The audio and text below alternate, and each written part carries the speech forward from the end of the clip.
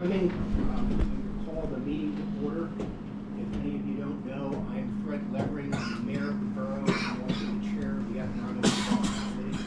In my other life, I'm a real estate broker for 50 years, so I've always been fascinated by the intersection of government and the real estate stuff. The borough is, as we all know, built out. We have no place for new stuff say, so we have to redevelop, and we've been actively pursuing that for the last, what, Michelle, 15 years, 20 at this point.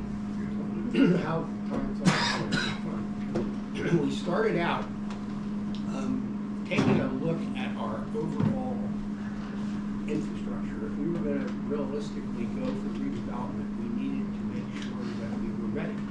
So we created 5-year plans for roads, sewer, water, and we set about trying to do it, all the while not incurring debt. And we accomplished that. We rebuilt boulevards and a bunch of other streets.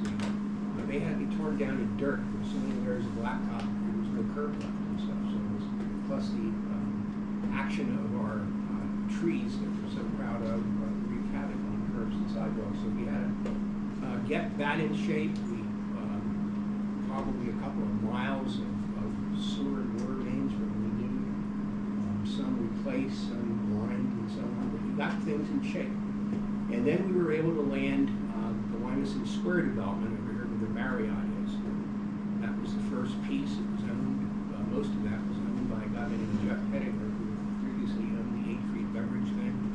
He got to meet a guy by the name of John Connors, who was part of Brickstone Development down in Philadelphia. They did a lot of things down there, like the old Lit Brothers store, and a lot of stuff downtown. Very good reputation. And John was encouraged by what he saw here and the potential that he felt was here. We did a lot of stuff to get ready. We had to do a zoning overlay. That was a commercial, industrially zoned area that we needed to add the residential component to. We did all that stuff, got it ready to go. He took his plan, and Connors shopped it around. He did a couple of different things. It started out as a so-called lifestyle center. All those retailers had apparently commercial real estate 101 that said it was supposed to be located along a major highway, which it wasn't. So that didn't work. There was a near miss with a major grocery store chain, which subsequently then went bankrupt down in Philly, Gennardi's. That didn't make it to the finish line, and he ended up with mixed use thing. We have 245 or 248 apartments that are very, very popular. Marriott, the redevelopment of the old office building which Stratix is in, and the last piece was a retail center along Hill Avenue. It took a while to get to completion, but they stuck to their guns. They wanted to make it special and not just fill it up with any old thing, and they hung in there, and it now is open and thriving. So that success, interrupted by the Great Recession and the pandemic and all that stuff, then led us to the former outlet center, and that is now the Knitting Mills. That was a company from Philly also by called Equus, and that turned into a spectacularly well-received office retail complex along with the Drexel Tower Health Medical School, high-tech thing with Telflex. So we've been very proud of how that's turned out. We then turned our focus to the north side and did a couple of things. We have a project underway at the former Inn at Reading, which was a problem for our police department the way it was in its last days. And it was just obsolete. We could theoretically get from every room to the hotel lobby without going outside. We might have to pack a lunch. Walk down a bunch of corridors and stuff. So that is underway. All these things take a little more than we'd like. Later in our agenda, we're going to get an update from Michelle on a couple of things, including the Credit Plaza, which is another target we have. We're very pleased to be able to say that we don't have empty grocery stores or stuff. I mean, the borough is in good order in our retail area. with the exception of the Berkshire Mall, and that's why we're here this morning. We're very pleased that the Abrams Company has stepped forward, is going forward with their project. I understand you've made a substantial deposit, have a target of a day or so for closing, and that's very exciting. So what we're going to see today is a preliminary look at a plan of how this might look in a few years. This may need some help with tax abatement stuff. That's the TIF kinds of tax incremental financing. I lose sight of what all the initials are. And we have today with us from the Berks IDA, Industrial Development Authority Attorney Zabrowski, the Executive Director, who would be very much involved should that come to fore. We don't know yet, but we strongly expect that it may. We're also pleased to have Spencer here with us today from Senator Schwenk's office. The Senator's office was very helpful in getting NAMDAR to come to their senses. We'd like to think so anyway. We just wanted them to get sick of hearing the word Wyomissing.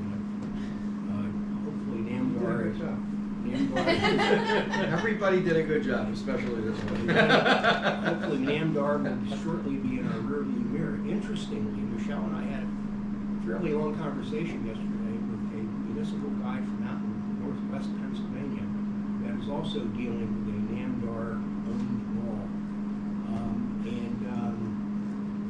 It's astonishing, and I want to talk to Spencer a little bit about this, that they have not pursued the code violation stuff that we did. They did not get involvement of state senators and representatives and stuff like that. And it's just sitting there floundering. I mean, Can you say which one this is?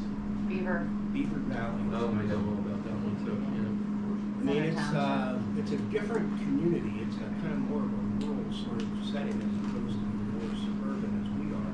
But it's only half an hour or so It's 25 miles from Pittsburgh. from Pittsburgh. Northwest. But they have not done the make life miserable stuff that we tried to do.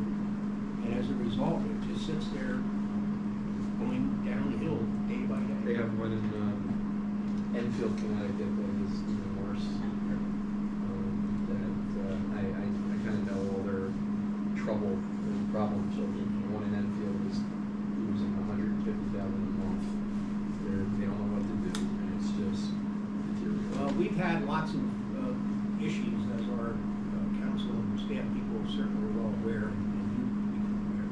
Well, I have to say, I had to meet a guy over there a week or two ago for a cup of coffee, and I was surprised. The place inside is clean, and the lights are on, and there aren't burned out fixtures in the ceiling, and that sort of thing. Now, I understand there's trash piling up in the corridors and the back areas and stuff like that, that they're not paying any attention to. But When you're done with your introduction. yeah, if it's okay with you, I'll handle the agenda. So it's, well, with that said, I appreciate everybody being here today. We're very excited to be going forward. And now to get into our agenda, to start out with a public comment period, to do the things that are on the agenda today. There will be a second public comment period at the end, as always. And I want to remind everybody of, are we filming? The system's not working, right? Correct. But we have a private individual that's been filming us. Watch your step. So, having said that, let's get started. Are there any public comments today that anyone would like to make? I have some, if that's all right. Introduce yourself, please. Yeah, I'm Jonathan Mashburn. I'm a business owner in the Berkshire Mall. Just got some notes here if you don't mind. I'll pull up here so I can have some extra copies if anybody's interested in looking through what we have. But yeah, so we're kind of looking for just some answers because we haven't really gotten a whole lot of answers on what's going on from NAMDAR or anybody. We're just pretty much left out in the dark. So I guess the questions that I have are, and we have as tenants in the mall, is what is the plan for the dozens of businesses currently in the mall? I know there's probably at least 50 or 60 or more businesses still currently in the mall. There's hundreds of jobs that we're looking at that could be lost, dozens of businesses to be displaced. Like, I mean, we have, I think, like 30, 35 just small locally owned businesses just themselves, plus another 25, 30 or so chain businesses. And then, like, this would just, if the mall gets demolished completely, that would cause several of these businesses to be permanently closed. Even if it's a short-term thing, we still have, you know, people will be displaced for a certain amount of time, like year, two, whatever it'll be. There's still that gap that we have, like, what's going to happen during that time? Are we going to have any, like, incentives for these businesses? And again, like, we just kind of want to know, like, how this is going to affect us as business owners in the mall. And then we have several, we actually took a community survey, and we have quite a bit of feedback that most people would like the mall to remain enclosed. Again, like, there's several problems, like several, excuse me, so there's, yeah, like, there's lots of feedback that would be for keeping the mall enclosed. And I can present that data for anybody who'd be interested. And then, like, there's definitely several people that actually rely on the mall as a safe space to go. We have the children's homes come in, they come here just as a safe place to go.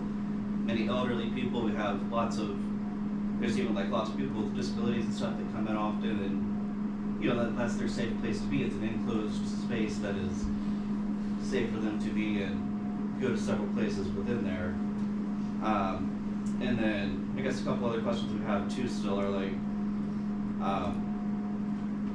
implications on like the tax community from taxpayers as far as like the borough and even the Wilson School District, if depending on if there's apartments in the mix or something down the road, like that's a burden on the Wilson School District as well, which I'm a taxpayer in the Wilson School District as well. So there's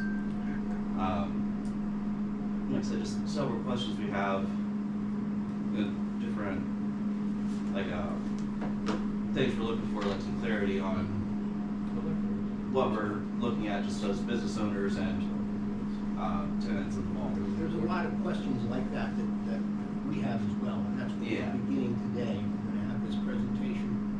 We have Peter Abrams, who's got his name on the sign. He's the boss. Yes, yeah. And he has with him his attorney, Mark Kaplan, who's going to be able to answer some of those things. Okay. Well, let's get the presentation and see Sure. if And then there's other address questions. any of those things as we go. Yeah, definitely appreciate that. Thank you very much for coming in. Okay, thank you. Are there any other public comments this morning? All right then, gentlemen. So we want to start where we have to start with what we have out there and the problems with it that you know about, and what Peter and a whole group of us have been working on for months and months. That's where our focus has been. So somewhere down the line, I'm sure those questions will have to be answered, but we're nowhere near ready to answer those questions today. So we'd like to start with really hot off the press, our latest version. And You know, Peter knows every nook and cranny of this. I would also add that I am not the landlord. I'm not his landlord yet. And I'm not in a position to be communicating with tenants that are all my tenants yet. So that said, that what Mark said is accurate. That's something down the road when we have a better understanding of our timing and what it means in terms of demolition and demolition time, all of that, and the impacts that it has on the tenants, most of which are on short-term leases. So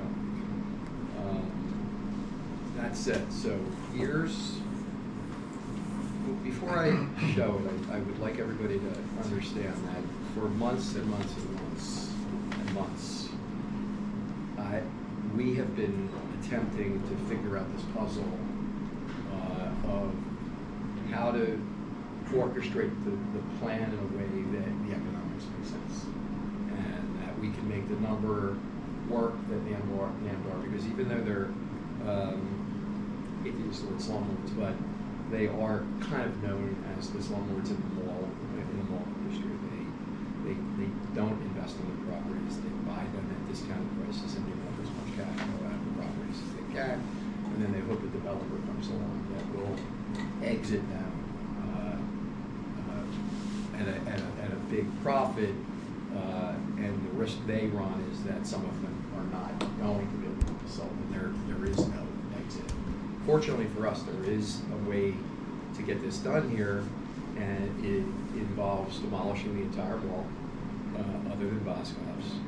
Boscov's and Jacob have been almost like a partner since the beginning in this process.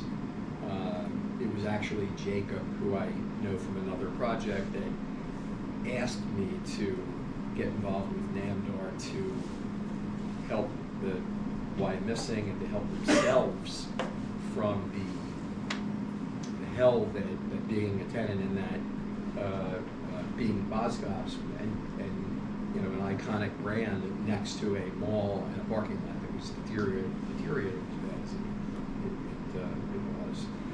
So we made a presentation to council, I don't know, it was probably about 6 weeks ago.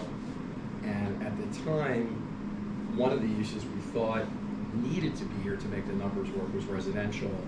And since then, that idea has been kiboshed. So there will be no residential. All of the uses that we intend to put on the property are uses that are permitted, under the current zoning.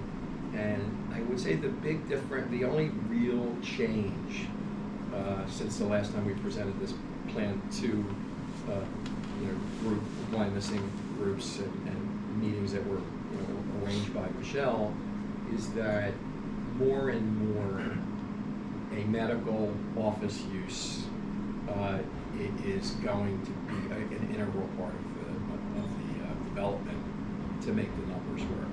That whole area along 422 that sits low and there's really nothing to do with it, and we keep getting calls from the medical office community. Like every week somebody else reaches out. They all seem to have a desire to be in Wyomissing. Many of them wanted to be part of the Whole Foods Broadcasting Square development. They couldn't get in because the seller, I think, was who sold that? Was it Tower that sold? So Tower obviously didn't want a competitor on broadcasting, and we've had some really good conversations with Tower and specifically the Reading Health piece. So with that said, Well, before you turn it over, let me just add something. I know we're all anxious to see this. Peter mentioned Jacob Stein. Jacob's over here in the corner. He's the CFO over at Boscov's. He hasn't seen this either, so please hesitate in hitting him with questions, because he hasn't really. I've been meeting with Jacob, and I had lunch with Jacob and Jim a couple of months ago. They made their feelings clear. This is not, and I'm meeting with them privately later on.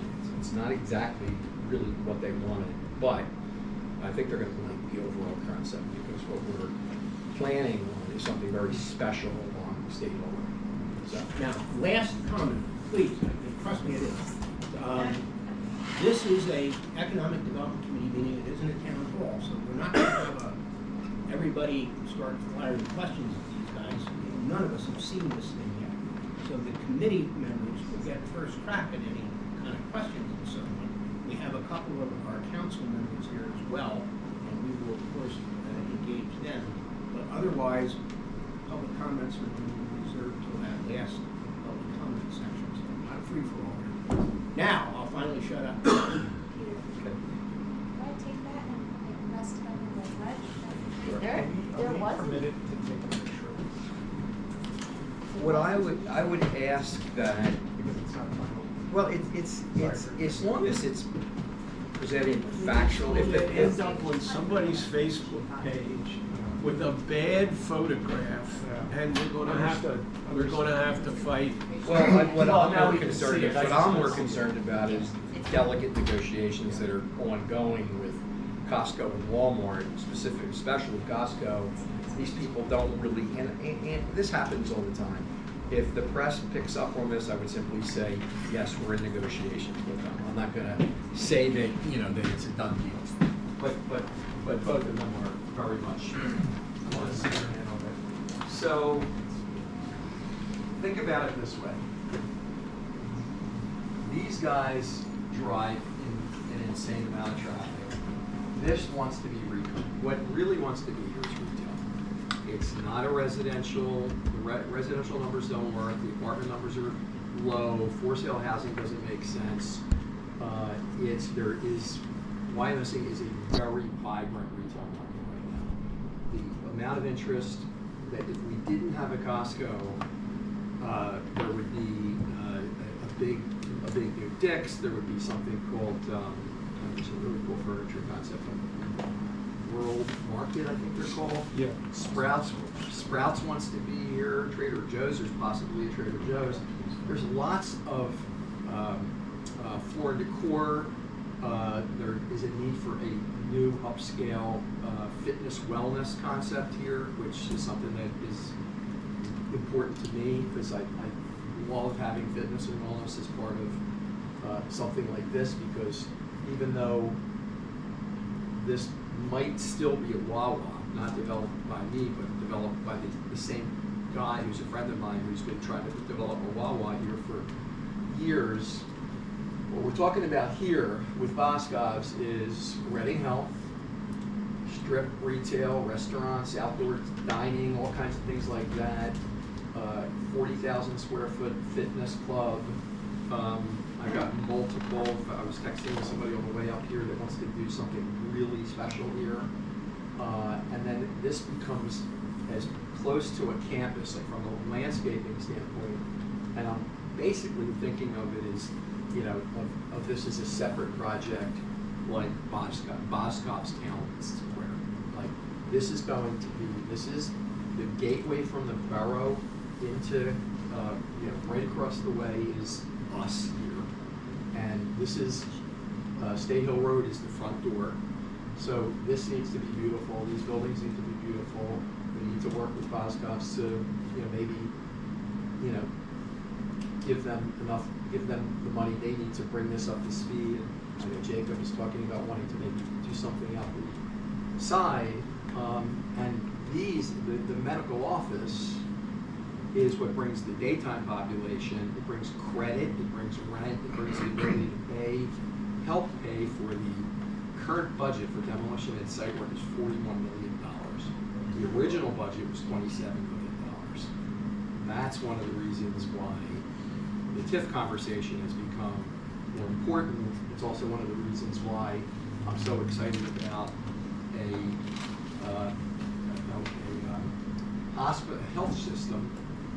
hospital system that can consolidate they have a lot of leases expiring all around the marketplace. And in a perfect world, Derek, who's the head of real estate for Howard, would love the ability to consolidate as much as possible here, and then this becomes a real draw. And what we don't see here is these are out parcels. So all of these can be restaurants, like think about Chick-fil-A, think about everybody that's not here. All the the higher end, like the kinds of things that you see in a lifestyle center. Shake Shack and all of that sort of thing along the front, but the costs are paid for by the two big ones. They allow this to happen at all, because without both of these leases, which absorb a lot of the site work costs and the land costs, I could never make the numbers work with just this and this. We have to work with Boscov's, and it's going to cost money to to give them money so that they can upgrade the store and renovate the store. So, in terms of, Mark doesn't want me to talk about numbers, but I can tell you this, that just basic math, the revenue to the school district today this will be a big economic engine for real estate taxes and school taxes. And I think the TIF, Even with the TIF, and I'll. even with the TIF, so if we were to share the increase in the school taxes in some fashion that got us cash to help us with the site work numbers, they would still be far above where they are now during the TIF payback period. I know the economic development people understand what I'm talking about. After the TIF is paid back, the school district will be riding very high. There'll be, significant revenue to the school district and to the county and the borough. That's a brilliant question. That's the best question. Yeah. That's a brilliant question, because I did the Yeah. Penn Medicine in Radnor for Brandywine. And that was the last issue. Township said no unless it's taxable. They will not own the Wait, building. let me just say this to that. We're gonna have to work that out. I understand it, but I don't wanna talk about nitty-gritty. Unlike St. Luke's, who was interested, who was only interested in buying it and developing it themselves, they would absolutely be a nonprofit with paying no taxes. If we build to suit for Reading, it's a big question about whether they qualify for any tax-free exemption, and we prefer that they pay taxes. And that's exactly what happened at Penn. It may affect the rent that they could afford to pay, Brandywine but one way or ended the up, other. Yeah. Brandywine ended up building for Penn on a very long lease. So Brandywine, as the owner, is paying real estate taxes. So you figure the rest of it out. It ain't coming out of the sky.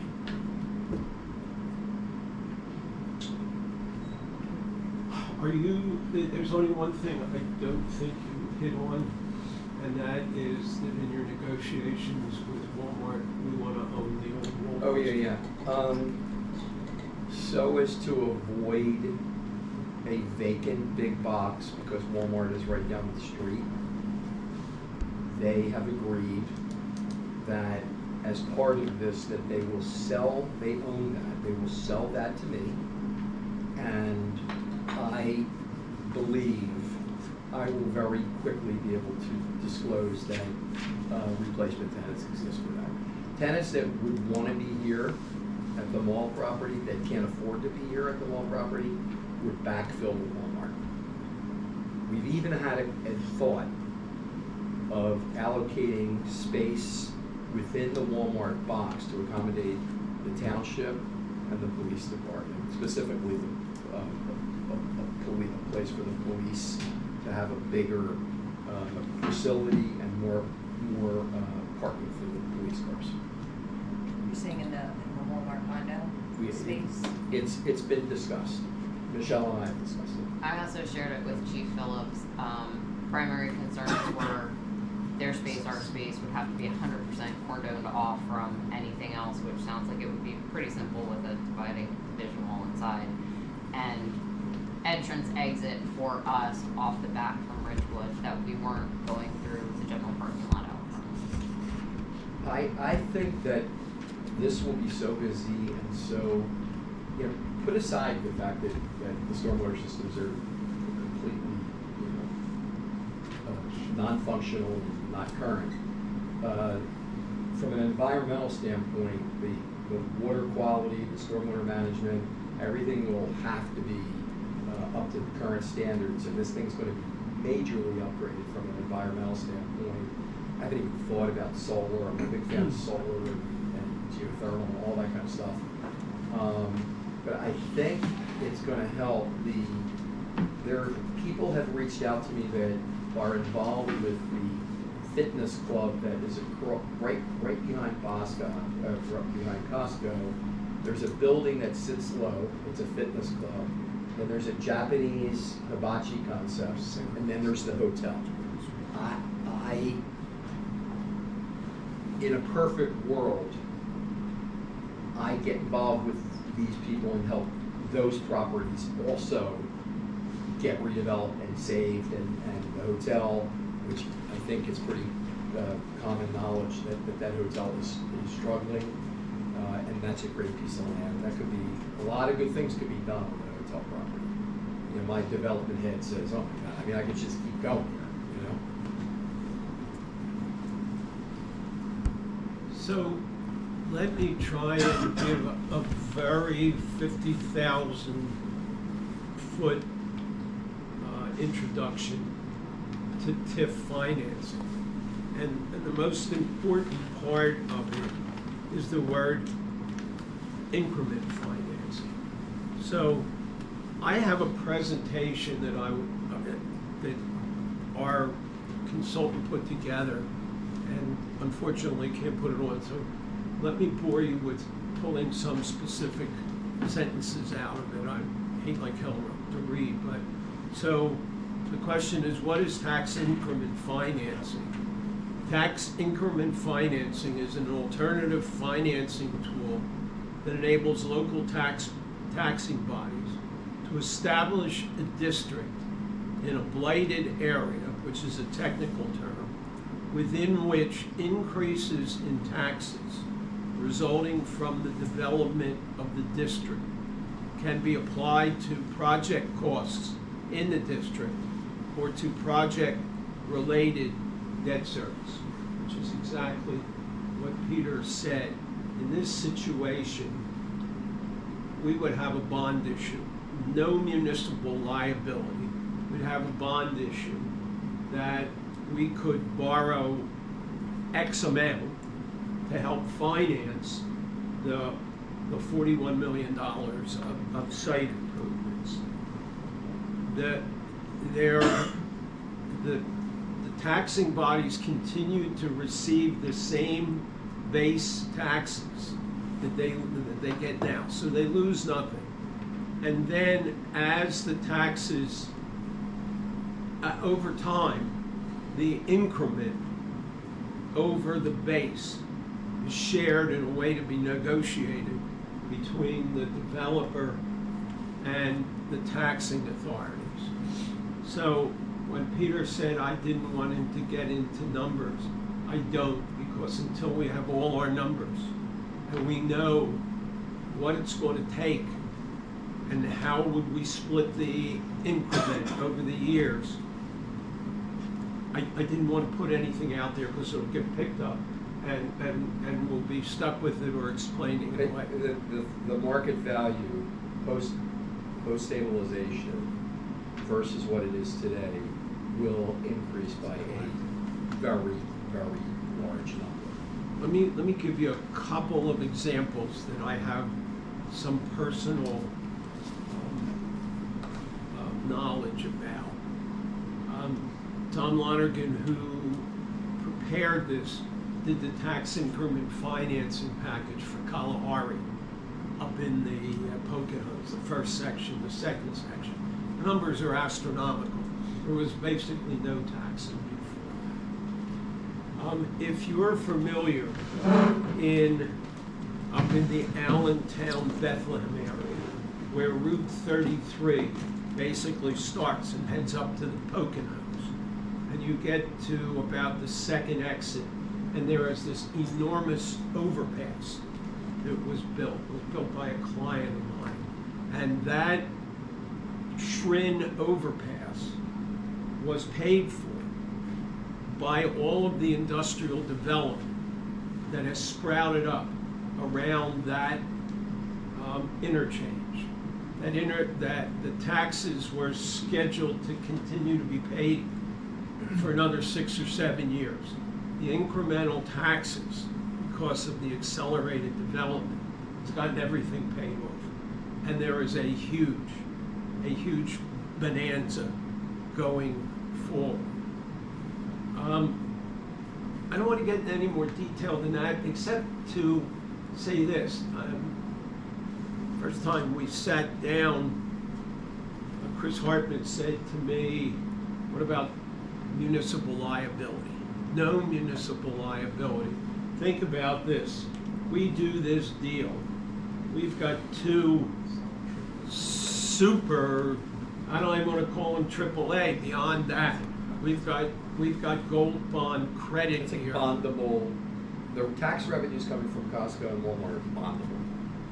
You can bank it against it. That's You what could, we- you could conceivably, I'll just throw it out there. This township building could be, a bond could be floated from the tax increase that could pay for a new township building with any signature. You could probably, come You're up with- making my life too difficult. Well, I'm just saying, but shouldn't that be the goal? Like, shouldn't we share, Well, but- ideas and? But we went from 20, excuse me while I fight with my client. We went from $27 million of demo and site work to 41. I don't want to talk about any other uses until we nail it down. When we nail it down, then we'll sit and we'll see. And I'm we'll- talking about the increase in the county and township tax, not the school tax. That increased revenue to Wyomissing is valuable and potentially financeable, that's all I'm saying. Needless to say, if we can do this, we're going to talk about a pot that can be of additional taxes that wouldn't be here otherwise, that can be used in portion to finance over time the improvements, and then there's municipal, school, and county, but probably mostly municipal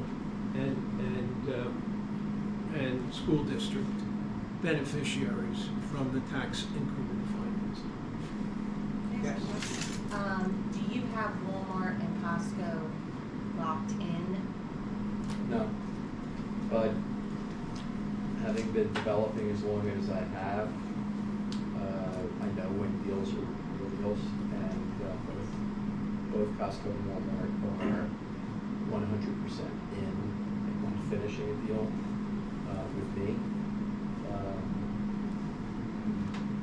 We're down to tweaks of the site plan and making the parking lots work better because there's going to be so much traffic. Like we're literally down. Costco's real estate committee has signed off on the deal. They're ready to release.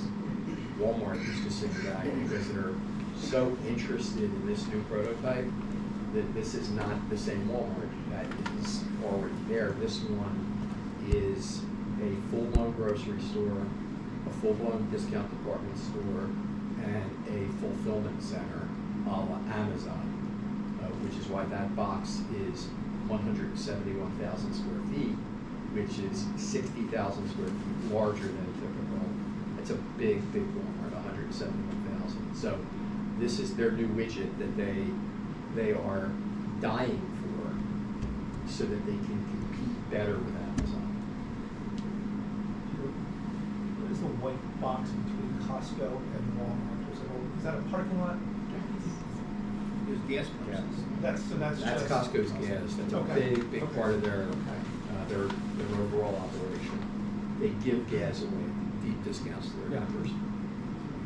And Walmart is in agreement with not having gas? They are, great question, they are in agreement with not having gas.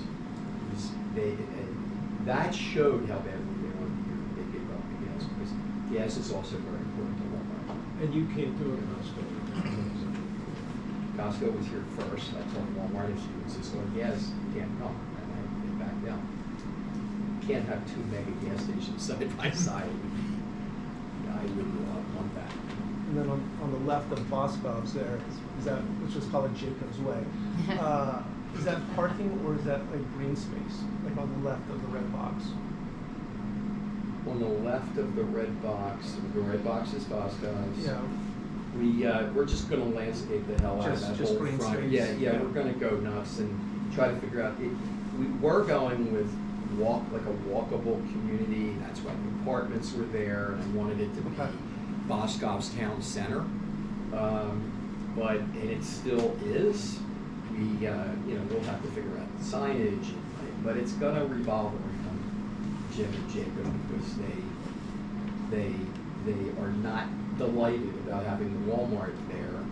And so I have to find other ways to make Jim happy, and being on the board of Tower Health is something that's very important to Jim Boskoff. So, one thing has nothing to do with the other. Tower really needs space, and that's great for us.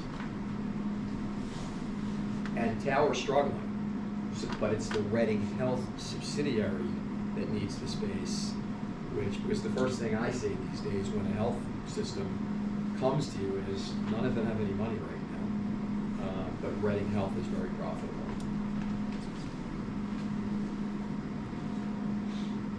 So that's basically a presentation. It's really early on, but this is the first time that we've had enough of a site plan that we think will stay. Come and We'll talk to you. move into some next steps, but Jeremy, with the IDA, is there anything that crosses your mind that what to be mentioned at this point in regards to potentially I haven't looked at any of, obviously, this is all news to me as well today in terms of configuration, in terms of numbers. I haven't looked at what's coming on the site, but I would say what they presented in terms of how TIFs function is accurate.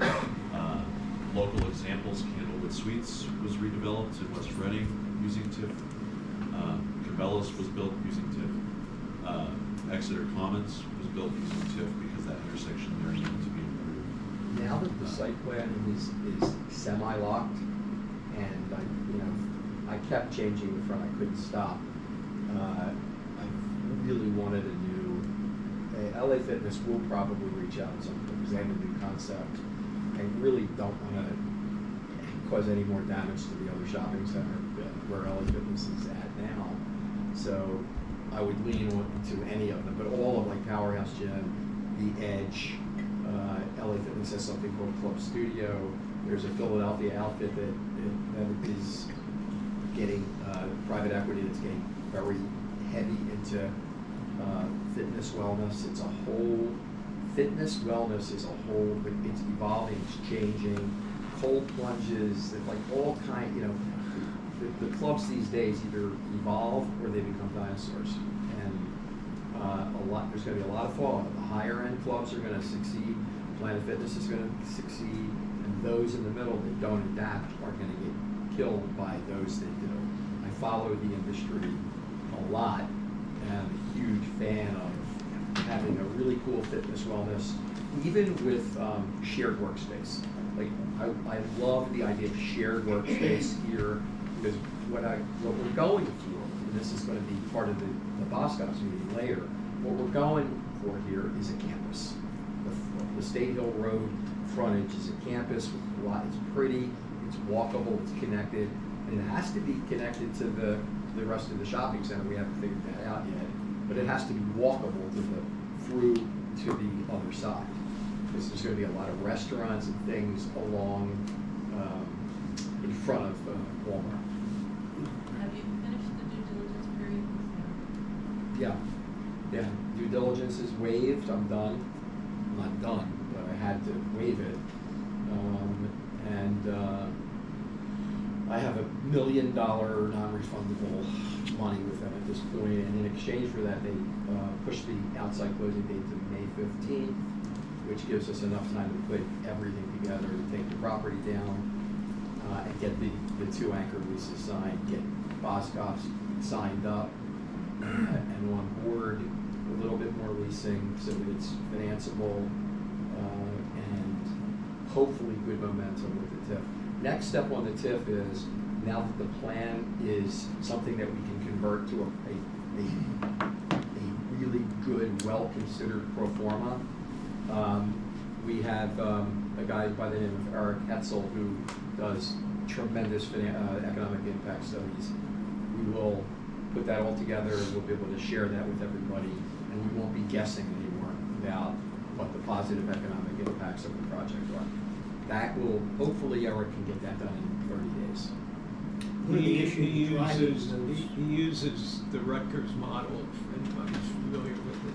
It's a very sophisticated model that measures not only the income to the 3 municipalities, but also it's got a sophisticated system of allocating costs so that you see something that's real. It's not just, we're gonna give you more money and not talk about what the additional costs would be. It'll deal with job creation, all of the various economic benefits down to, you know, any payroll thing that might, well, every economic impact that this project will have will be spelled out in that, study. One of the issues that drives the improvement costs are utilities, which are now centralized, all have to be separated. We ran into a similar situation with Wyomissing Square, where the utilities were like a bowl of spaghetti and all separated out. We were able to get a substantial grant from the state of Pennsylvania that was done through one of Senator Schwang's predecessors, Chip Wright bill. Spencer, do you see any possibilities of state grant monies toward that kind of an effort? Toward what aspect specifically? Well, that specifically, what Wright bill did was PA sites or RACB. directed toward the utility separation and environmental stuff. Sites, PA sites is a big program, but it's typically industrial. So I don't know that that would fit. I'd have to look more into it. The RACP would be within the realm. Certainly want to take advantage of looking into that sort of thing if we can. We've been in touch with Senator Schwank. We've done Zoom, and we're going to continue to keep in touch with Spencer's office. Excellent. Mr. Mayor, sorry, just one question to clarify on the TIF while we're talking about it, just for everybody in the room. Am I correct that the idea of a TIF is not something that can be approved just by the borough? So both the Correct. school and the county need to be on board Exactly. to approve this as well? Well, I have seen it where the simple answer is yes. You gotta have. For sure, the goal district. Right.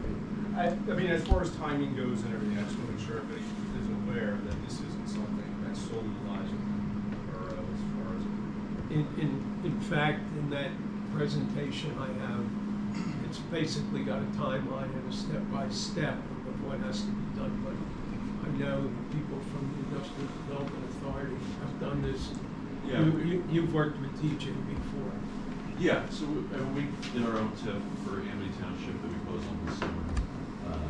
So we have a whole instructional on how the TIF process works, the timeline, who needs to be involved.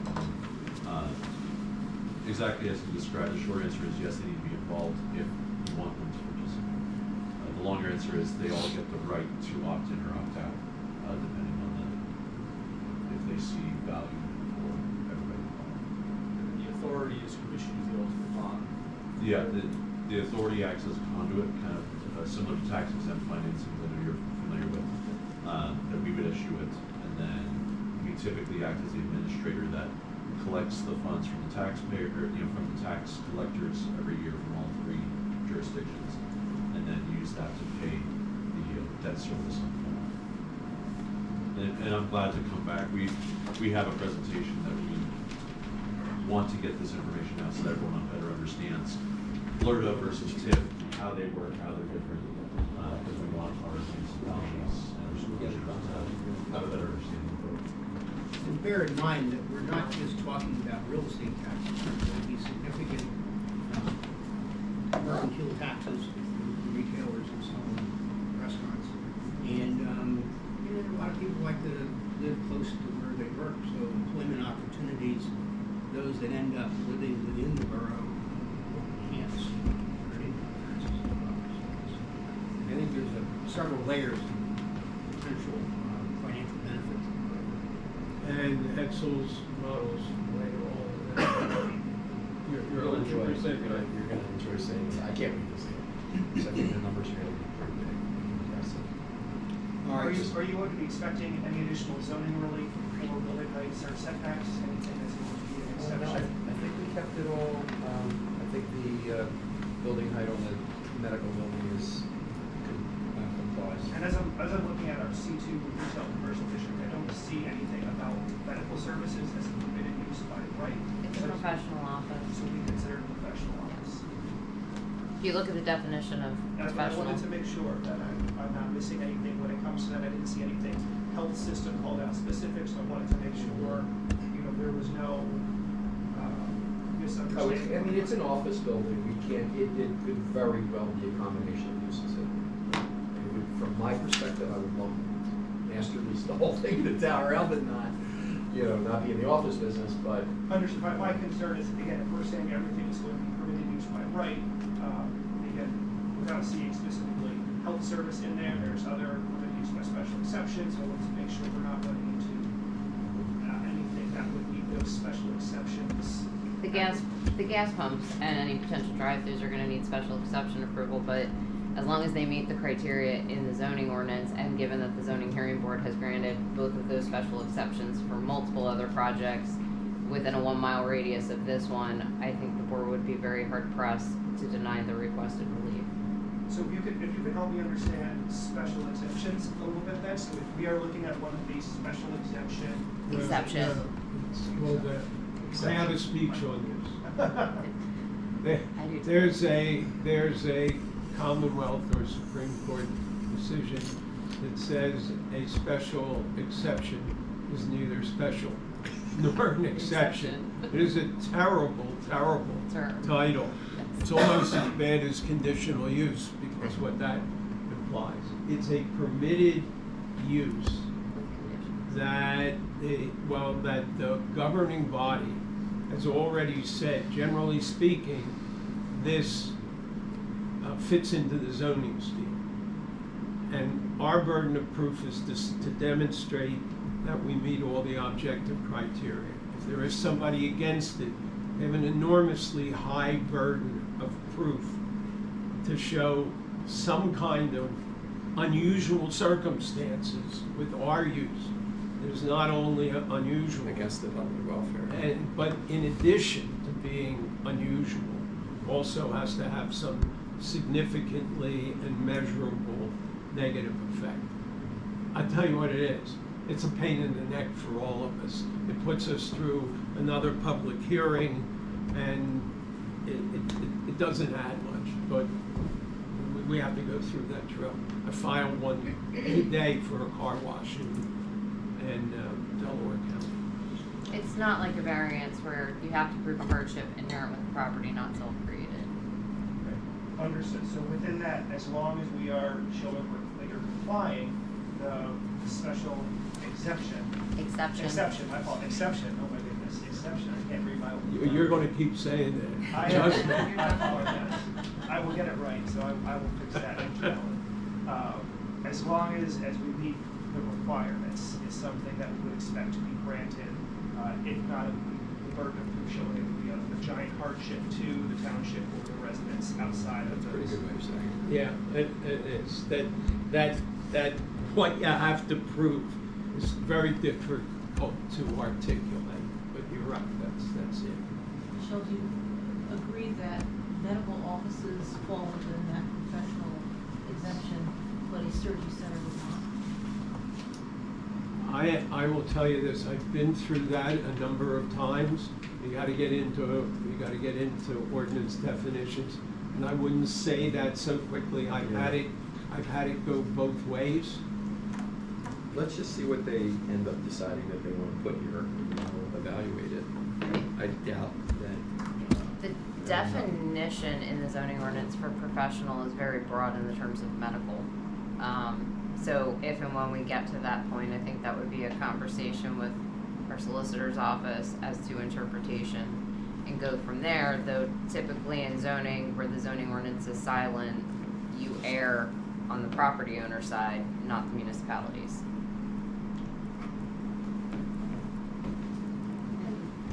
As far as the duration for the TIF, are you anticipating wanting to utilize that for the full 20 years, or? I don't know. The honest answer right now is, I don't know, because of all those variables. Depends on Got it. how much it is, Okay. and that would determine how long it would Because there take was to pay it off. Okay. So Interest rate would be Yeah. another Yeah. factor. Got it. The goal would be to amortize it back, pay it off, and have the school district realizing a windfall as soon as possible. That's the idea. Okay.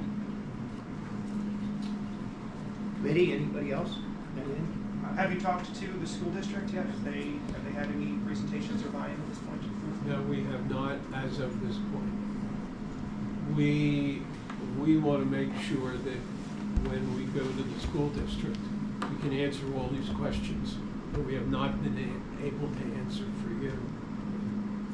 Michelle and we talked, there's been enough talk about this that we thought we had to get it out to this committee and make the first public presentation, so to speak, and tell everybody we're going to have a TIF, but we got to get the numbers straightened out before we're going to go ask anybody for anything. We have very good contacts with the school district also. But we want to be able to share with them, at a meeting, we want to be able to say, here's our study, and be able to communicate to them why it would be so good for them. It's kind of silly to you know, set up a meeting when you don't know that you're offering them a big benefit. So I think that the meeting is an entirely different meeting if you can convince them that even during the TIF payback period, they are significantly ahead of the game because of this project. Why would they oppose it? On a short-term basis, the borough is going to lose taxes. Because the gentleman back there won't be working at the mall and he won't be paying taxes. What other financial hardships is the borough? I wouldn't, I wouldn't I- jump to that I- conclusion. first of all, I would wait until Eric gets done the study, because there is a whole long list of benefits that you and I don't even think about. So I'm not going to try and parse out one good one, one bad The one. property will be transferring at a big number. So that Hey, will- buddy, that will be- So that- we're gonna so have that will be the we're base gonna have to amount deal of with correct- the correct- real estate taxes during construction when there's nobody there to pay for it. Okay. It becomes a project cost. I'm sorry, I thought you said that we would receive revenue based on what NAMDAR is paying for taxes. You would get that, that's the base, whatever the taxes are now, we're not going below that. It's hard to that would be a neat trick. You know, if I'm the tax assessor and I see us paying, $46 million for this property, licking my chops to go after me. So we'll have to work through all of that. Because I think it's Yeah. evidence that the fair market value of the mall is way higher than what they're getting away with now. And you've also got interim taxes there's the interim tax during construction. So there's no simple answer to that, but it will be laid out. Jeremy, you have a comment? Yeah, just a point of clarification, the Commonwealth states in allowing a TIF, you set that base as they described, the taxes cannot be charged less than that. That is the base, so you have to get paid all of that before the TIF is paid once. And so you would not have a dip in your property taxes. You would not have any escalation necessarily during that construction period because there's no value there that's generating additional property value. But your taxes would not go down on the base. Eric will bone up on TIF, and he's brilliant, and his analysis will take everything into consideration as it relates to TIF requirements and so forth. So, Approximately how long do you expect him to need? Couple of months. It's not him. He's got the model set out. He's got it all laid out. It's for us to give him real numbers in real time. now the plan is where I believe it needs to be, just based on the reality of what needs to be in place by May in order to be able to buy it.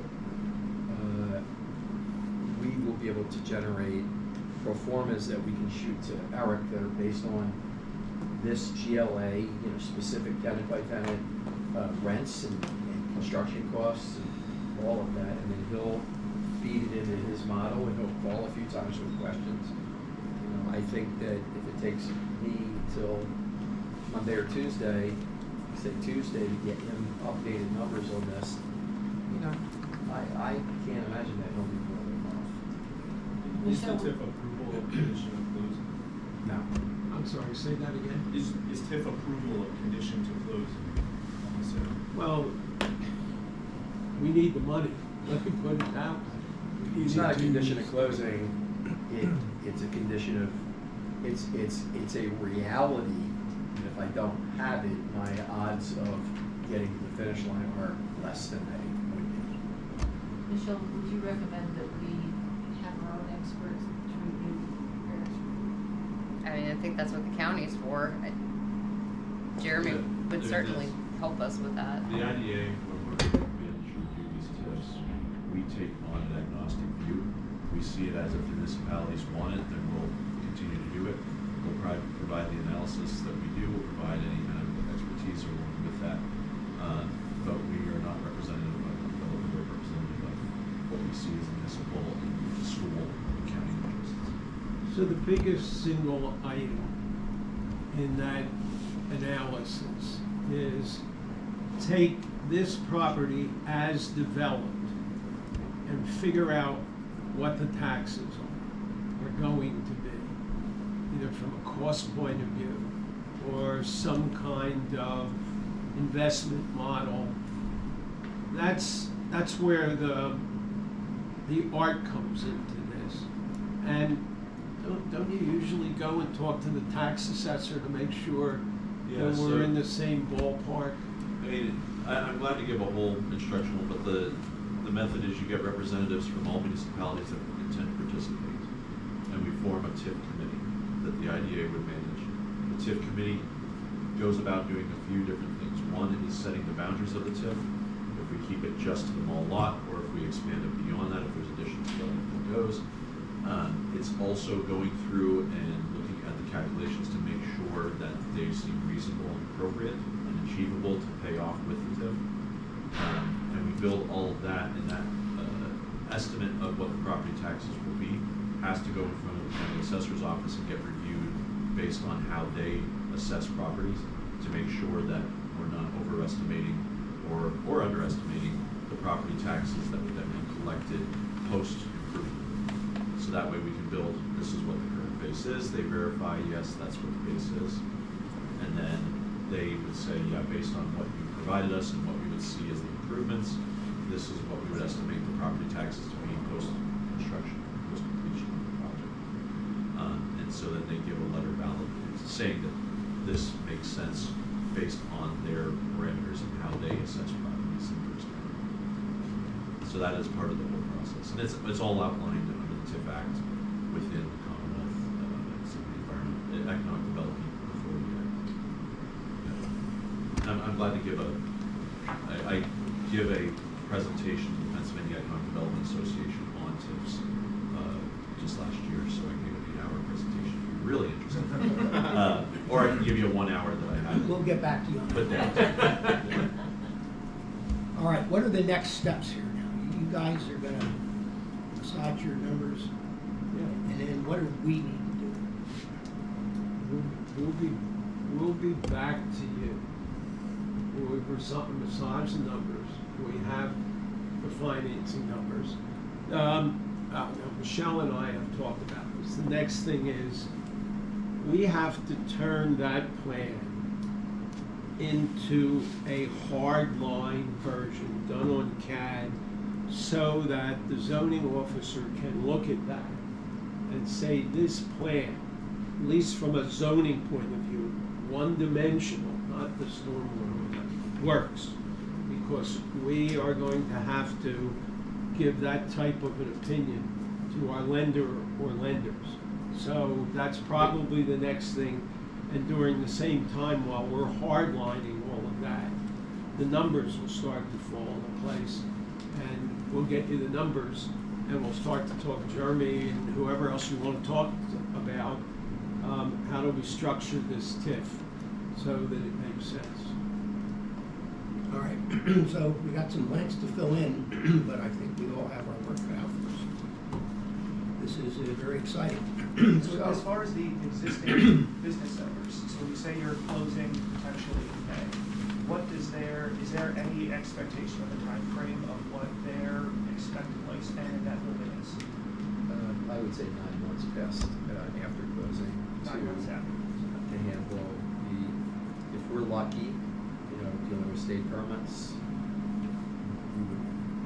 we will get a head start on that work, meaning the hard work that a civil engineer does and a traffic engineer does, because we have no choice. I mean, we have to get into the ground, fast. Time is money, time is interest.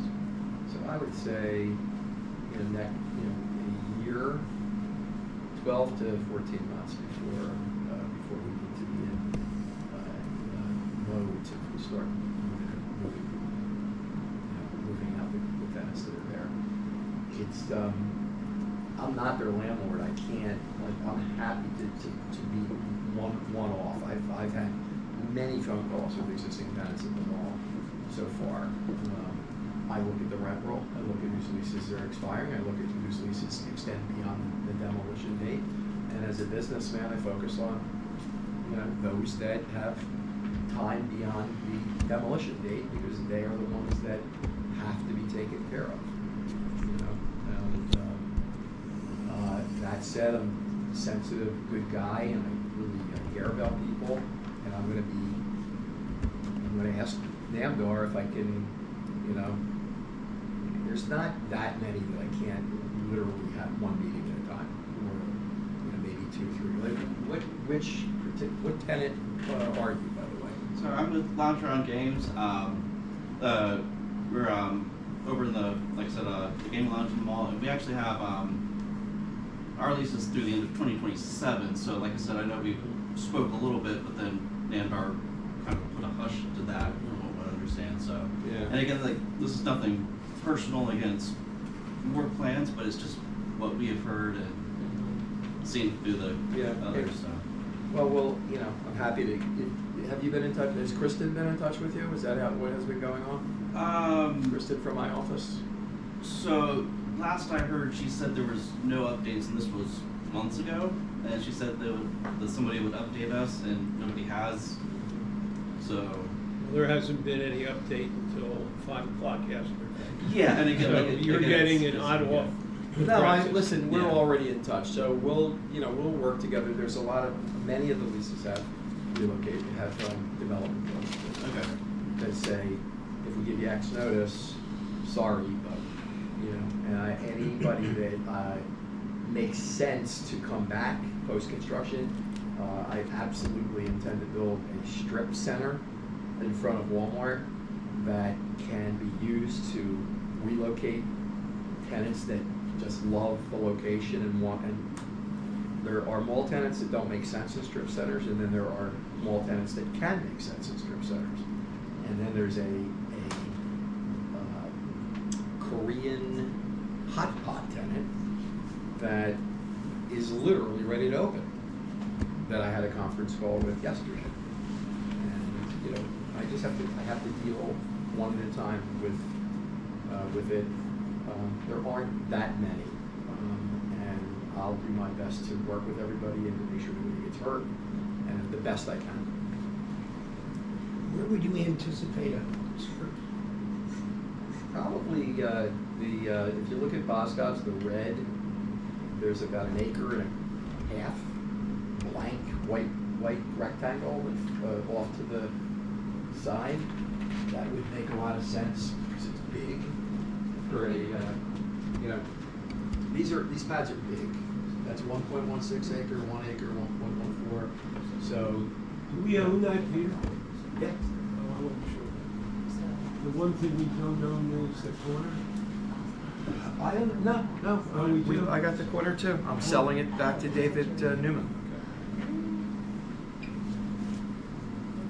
All right, any of the committee members have any We have to subdivide it. further questions for Peter? we're gonna. If not, we have a couple other items on our agenda. No, it has to be. Any of you that don't care about the rest of the agenda, you're not going to insult anybody if you need to leave. But having said that, Michelle. I'm gonna, you I guys- will email that to Michelle so that it's available and it doesn't disappear today and nobody has it. I try to keep Michelle. Yes, we appreciate it. Up to speed on this. Well, Because she's been an amazing resource. I don't want to get ahead of ourselves, but welcome to town. Thank you. You've become mayor since the last meeting. You weren't the mayor at the Yes, last it meeting, was. were you? Yes, it was. Yeah, there was a woman right there. Well, sometimes they think they are. Hey, so watch that today. Business, you want to update, Michelle, I'll turn it over to you. Sure. Two primarily, I believe, of interest. The boiler. Chatty Patty's out there in the hallway. The Boiler House Island project. You may recall Kevin Hughes bought the island, a landlocked island from Equus, where the boiler house sits, and there was a piece of land that is behind what was a Wells. Well, it was a Boston Market, then it was a Wells Fargo. Its current iteration is Loomis's conference meeting center. So there's a piece of land behind that conference building that is actually part of the island. It's a sliver that comes up. Kevin went through land development approval process and got approval to build 54 apartment units. Site work has started. Berkey's been out inspecting as needed on that project. So I would expect at some point, probably spring, early spring, you'll see work start for actual construction. The other significant property of note would be 1741 Paper Mill Road, which is the former Radisson Crown Plaza Sheridan. The Berks County Blighted Property Review Committee, much to the dismay of, and I should introduce, this is Jeff Hogue from Craft, in case any of you have not met him. The Berks County Blighted Property Review Committee they voted at their November meeting to take that property off the list. What's extremely frustrating about that is if we were to go back through that process, we are now starting the clock all over. I found out yesterday from the fire department, they responded to a fire alarm on Tuesday. It was water flow triggered through a sprinkler head, not surprisingly, a broken pipe. When they arrived to the property, the snow had not been plowed, so even getting access to the building was challenging. And then once inside, they made a determination that does not appear to be a heat source. In talking that over with Jeff, we have some thoughts. I would like to go into executive session with council to discuss potential litigation regarding that property. We can do that at the end of the meeting. There will be no formal action taken since this is not a council meeting and it's not on the agenda, but I do want to discuss that. Craft's office found out within the past 24 hours that Steve Simon, who had been at the August-September meeting to discuss the renovation of that project, he is pulled out because he has not been paid. The property was apparently going into foreclosure back in November, early December. I've heard it's come out, but I've not received confirmation of that. I was contacted by Modus, which is the development branch of Metropolitan. At the end of 25, they were interested, if it was going into foreclosure, approaching the bank. They said, they were calling me asking about the title on the property, and I'm like, if you can't figure out the title, there's no way I'm gonna be able to help you figure out the title. But I've been told it's extremely convoluted and messy with potentially 3 different banks providing the financing. So other than saying it's a mess, no action, no progress. The one person I think we were pinning our hopes on, which was Steve Simons as a local who had been hired by the owner to help, is now not going to. So again, conversation for executive session about potential litigation. We'll talk with Peter Abrams before he gets out of the parking lot, maybe he'll. Go ahead. Those were the 2 properties I had for updates. Any comments or questions from the committee for Michelle in regards to those properties?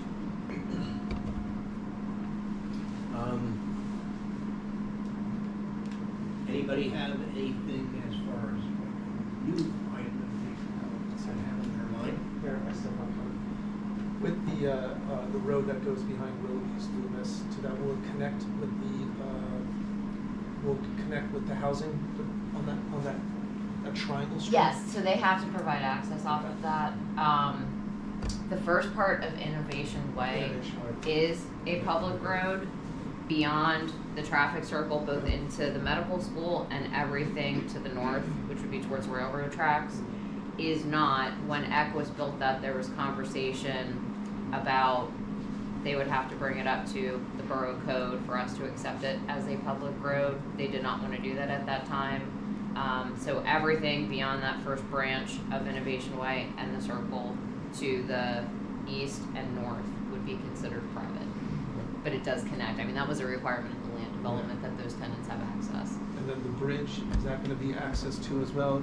What's going on with the bridge You mean between? the small bridge Yeah. underneath? That bridge is only rated for a certain number of pounds. You Okay. can get construction vehicles over it. I know even the fire department had expressed concerns years back about driving a fire truck over it. Part of the reason I think Equus eventually decided to sell it was because they couldn't figure out the access issue. Norfolk Southern is not agreeable to an at-grade crossing down off of Tobahaken Street in West Reading, which is where that island piece comes out. It's about 9.5, 10 acres. It's a pretty significant piece of land. But Equus could not unlock the access issue. So I don't know long-term what Kevin's plans are for that, but this is the first piece. Anybody else? Are there any other public comments that anyone wishes to make today? I do have a couple more questions, just kind of based off of what I saw there. If I may bring those up. So, now, correct me if I'm wrong, but they mentioned Tower Health several times. Doesn't Tower Health have a large building already in Wyomissing that's sitting nearly vacant? Like, I was just curious, is that like an actual, like, are they like legit tenants that would be looking to go to the mall if they already have that big building over like by the BF outlets that are largely empty? That's West Reading. That's West Reading. Either way, they still have this building sitting nearly empty. Why would they be looking to put more in the very nearby vicinity? The only thing I can say there Yeah. is I just have to re-emphasize that it's not the borough's obligation to write anybody's business plan. Sure. Our obligation is to provide a place that entrepreneurs like Abrams here are willing to take risks in. Yeah. So, I understand your concern. Yeah. Really not borough matters. This Sure. is gonna get sorted out through negotiation between the owner and prospective tenants. Okay. And one of the things I heard, I guess it was Mark that said, was that Tower was looking to consolidate some of their various things and not have as much scattered about. Okay. Which means that those properties will then, at some point, become available. Mhm. Over at the knitting mills right now, Tower had that one building on, what's that? The old designer place. Yeah, that's the one I was talking about. That's They're the training C-suite. Yeah. That's their C-suite for executives. My takeaway from what Peter said is, as Towers expanded, and correct me if I'm wrong, Mark, Okay.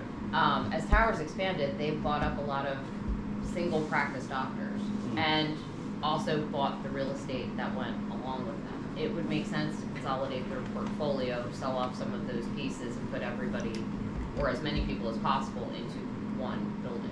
Okay. Yeah. We have the building next to Sly Fox available, is listed for. That was their IT rent department. right now. What other comments do you have? I guess, well, this was more for, I guess, Abrams, even though they're not here, but just like, what would their plan be if, just say their funding falls through then?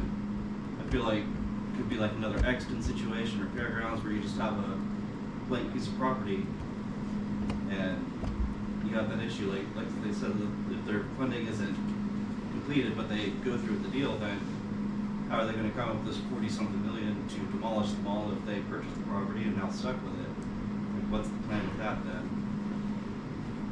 Well, again, unfortunately, we don't have control of things like that. We don't Control. have, unfortunately, in the planning process, we can't demand a developer show us the money. Sure. And that makes me think of a couple of other properties that we've dealt with or are dealing with that didn't seem to be adequately funded or whatever. But this is, as Peter Abrams said, they have $1 million deposit. That sounds like a lot of money that's been made a hard deposit, which means that if he doesn't follow through, he loses that. So I think that they'll find a way to do it. But those details are unfortunately beyond the scope of what we can do. Okay. But what else do you have? That's mainly it, like I said. Well, he did say that he would be, anxious to speak with you folks, so. Yeah, well, and the other thing that too is like, I tried talking with him, I called him several times and never returned my calls. He gave me his number at one point and then, like I said, he never returned my calls. I wasn't getting any answers. Then several weeks later, the secretary reached out just to say that they have no information at this time.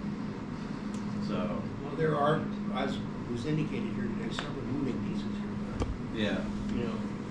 Existing tenants, something that, because of your leases, he's going to inherit, so he's going to have to do it. Yeah, it's just, I definitely see there's, just our main concern is just all the jobs, all the people like me and other business owners involved are going to potentially be displaced, like looking for a place to go, and like, what do we do at this point, like moving forward, like. Is there like I assume you've probably read your lease fine-tooth comb at Yes. this point. Is there language in your lease that says the landlord has the right to terminate with X number of days' notice? Yes, there is language in there regarding that kind of stuff, but, so that's, and again, another concerning thing is because who knows, we could have 6 months, we could have 2 more years. Like as business owners, we don't know, like we can't even really plan for the future because, for example, like with us, we're in a lease till 2027. So we can't get out of that lease unless something were to happen, and then who knows, we could have then just a few months to then find a place and relocate, and it's definitely a struggle for a number of small businesses involved that we're all collectively like, what do we do here? Because it's definitely a frustrating time that we're having. So. I mean, I think the best thing if we were talking singularly, and I have had this conversation individually with other tenants of the mall. Sure. What I would normally say to you is, none of us, minus actually I think 2 people sitting at this table are attorneys, but I would encourage you to consult with attorney as to your tenant rights. Yeah. Okay. Did you say you had, like numbers or copies of Oh, something? yes. Could I have Yeah. whatever you have? Just Yeah, so so I can have like see just it? my thoughts and questions and also a survey that we've done in the community. That would be great. Has both the actual survey and on the other side there's the responses as well. So. Thank you. All right, thank you. The ones that include this. Yeah, sure. There you go. You can notifications that you provided.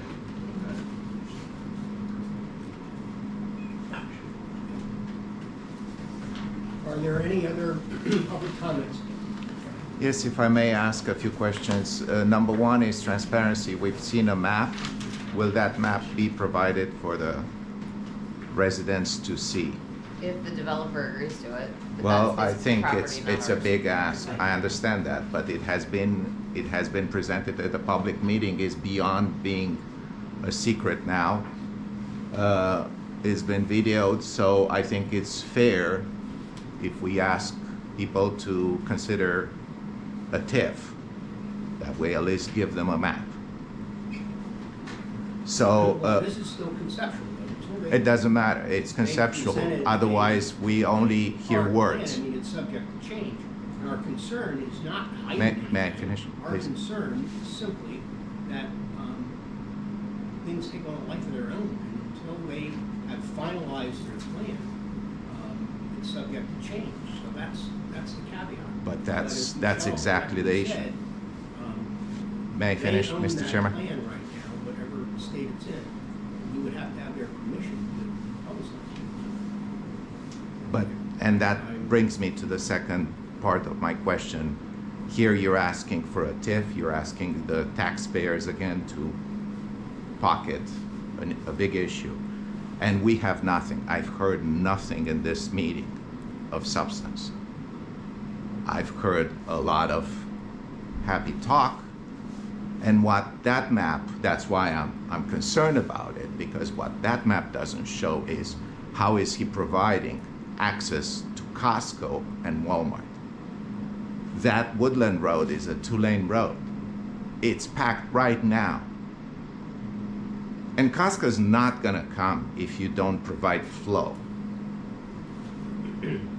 So that is not credible, because if you wanna widen up Woodland right there where he has his Costco showing, you need to move the hill. That's where Sears was sitting. So there is a ton of work that needs to be done to provide those big boxes with the access they need. So that plan, if you look harder at it, is not credible. So you're asking for a TIF before we have, you need a 4-lane highway. Look at the other Costcos. People need access to get to a Costco. They're not gonna sit in line, they're gonna drive to Lancaster rather. Just like the train went out. Why? Because it was too slow, it didn't have, so people said, I'll drive to Philly, thank you very much. So we cannot, that's why we need to show the people, the residents, what the plans are. We can't just come here, do a happy meeting, don't record. If I wouldn't have come with this, we wouldn't have any documentation of this meeting. So that's a problem. It's a non-credible plan. And we cannot ask for a TIF before we know anything. We haven't asked for a TIF. We have been. It has been discussed. Yeah. We have not, I have not discussed a TIF. Well, The council that's has- what. They have asked for a TIF. Fair enough, but Council has not asked the residents to agree to a TIF. but this is where this goes. This is it's a slow process. Yeah, we haven't but this asked is you where for this a goes, TIF. and this is the concern is, and I understand that, you know, but this is where this goes. This is what this meeting was I just about. wanted to The clarify. We main, have the not main, asked for a TIF. the main discussion was TIF. Otherwise, why did we meet here? I just want to clarify. You did. You keep Thank you. repeating that we're asking you for a TIF. and you Yes, haven't. but that's not where what's we're happening. asking, and we keep saying that we cannot get into their business, but in the end, we are.